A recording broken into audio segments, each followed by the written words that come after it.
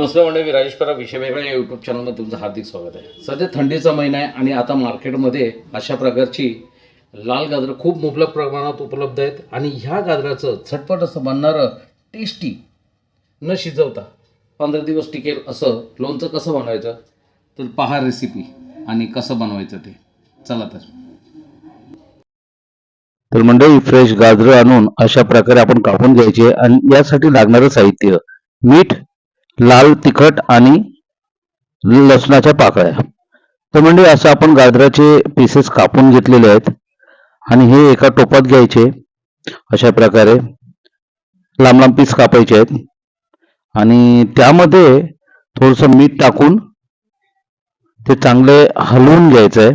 ढवळून म्हणजे मीठ चांगलं एकजीव करून घ्यायचं आहे आणि याला झाकण मारून ठेवून द्यायचं आहे. एक 10-15 मिनिटं झाकण मारून ठेवलात ना की याला पाणी सुटतं आणि पाणी सुटल्यानंतर ते पाणी गाळून घ्यायचं आणि अशा प्रकारे कॉटनच्या कपड्यात सुकत ठेवायचं.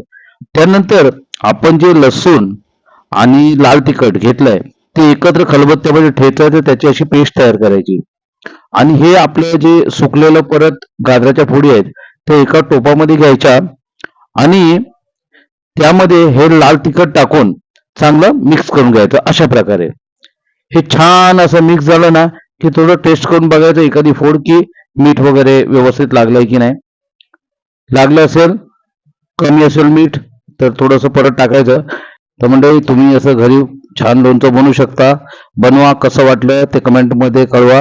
व्हिडिओला लाईक करा, शेअर करा, सबस्क्राईब करा आणि तुम्ही लोणचं बनवल्यावर त्याचा अभिप्राय नक्की कळवा. धन्यवाद.